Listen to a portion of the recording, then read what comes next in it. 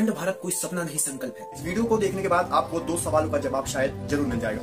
पहला कि अखंड भारत बनने से असल में क्या फायदा होगा, और दूसरा कि ये सपना पूरा कैसे होगा। भारत का सपना न जाने कितनों ने देखा था, और उस सपने को हकीकत में बदला सिर्फ एक व्यक्ति ने, आचार्य चाणक्य। इक्वल टू ई मतलब इकोनॉमी लीड्स टू एम्पायर, यानी जिसने इकोनॉमी पर पकड़ बना ली उसने एम्पायर क्रिएट कर लिया। चाइना भी CPEC, China Pakistan economic corridor को लेकर इतना ज्यादा पॉजिटिव है। और फिर मौर्य एम्पायर से लेकर अशोक का विस्तार और अखंड भारत के निर्माण की कहानी तो आप सभी जानते हैं। पिछली वीडियो में एक क्वेश्चन का आंसर मिल चुका है कि अखंड भारत बनाने के क्या फायदे हैं, और हम इस बात से भी वाकिफ हो चुके हैं कि ये संकल्प कठिन है पर नामुमकिन नहीं। इस वीडियो में हम उन ऑप्शंस के ऊपर बात करेंगे जो अखंड भारत निर्माण में हमारे सामने है, और उन चैलेंजेस पर भी बात करेंगे जो इन सारी पूरी जर्नी में हमारे सामने आने वाले हैं। रुकिए, हम इस वीडियो में कोई अनरियलिस्टिक बात नहीं करने जा रहे हैं। हम सिर्फ आपको वो फैक्ट्स बताएंगे जो प्रैक्टिकल है और पूरी तरह लॉजिकल है। तो चलिए बंधु, कुर्सी की पेटी बांध लीजिए, क्योंकि अखंड भारत अब दूर नहीं। अखंड भारत देखना चाहते हैं।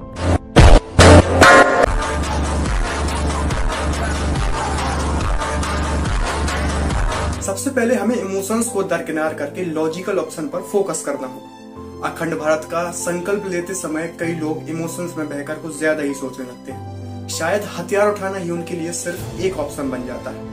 पर रुकिए, हम वार नहीं प्यार चुनेंगे। अगर हथियार उठाने से अखंड भारत बन सकता तो फिर भारत के पास दुनिया की चौथी सबसे बड़ी और पावरफुल आर्मी है। उसके बाद भी भारत अखंड क्यों नहीं बना? क्यों हमने 1965 में लाहौर तक घुसने के बाद भी आगे कुछ नहीं किया? क्यों हमने उनकी टेरिटरी वापस दे दी? क्योंकि डिप्लोमेसी का पहला फॉर्मूला ही कोऑपरेशन है। अगर आप इस चीज को रिलीजियस लिंक ना करें तो एग्जाम्पल के रूप में जब श्री राम ने रावण वध किया तो उन्होंने लंका पर स्वयं राज नहीं किया, बल्कि उसी राज्य के विभीषण को गद्दी सौंप दी, जिनका विश्वास श्री राम पर था, जिससे अयोध्या और लंका के रिश्ते भी ठीक ठाक रहे और लोगों का विद्रोह भी नहीं हुआ। ऐसे में राम जी ने वॉर की जगह कोऑपरेशन को चुना। हथियारों से किसी देश का विलय कर सकते तो शायद यूक्रेन आज रशिया का ही भाग होता। वॉर का दोनों साइड पर ही एक जैसा असर होता है और लास्ट में होता सुलह ही है, और मरते सैनिक और आम जनता है। इसीलिए सरकार भी वॉर को कोई ऑप्शन नहीं मानती।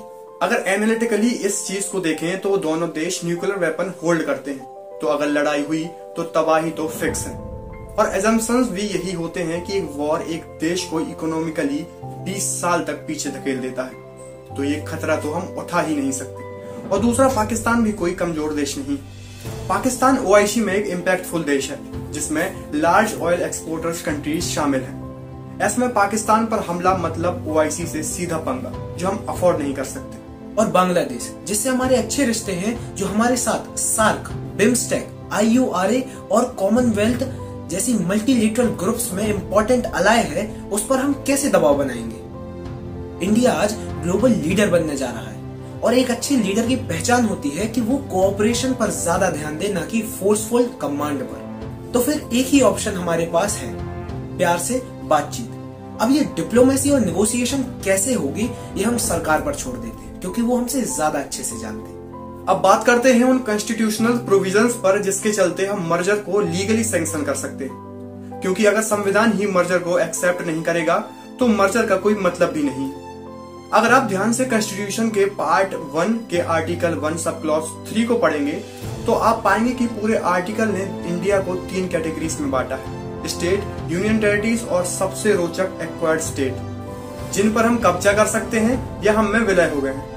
जैसे कि सिक्किम, जो 1975 में इंडिया का 22वां राज्य बना, जो पहले अलग देश था। अब हंसी इस बात से आती है कि शायद हमारे संविधान निर्माता भी चाहते थे कि एक दिन ये सुबह के भूले अगर शाम को वापस आ जाएं तो इनके स्वागत में कोई कमी ना रहे, इसलिए उन्होंने ये सारे प्रोविजंस इसमें डाले। अब कैसे ये मर्जर होगा, इसके ऑप्शन और उनसे होने वाले चैलेंजेस हमने सब आपको बता दिए।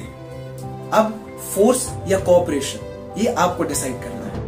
तो अखंड भारत सीरीज का ये दूसरा पार्ट हम यही खत्म करते हैं। पहले पार्ट में हमने बात करी थी कि अखंड भारत क्यों जरूरी है, और उसके इतिहास को लेकर भी हमने बात करी थी।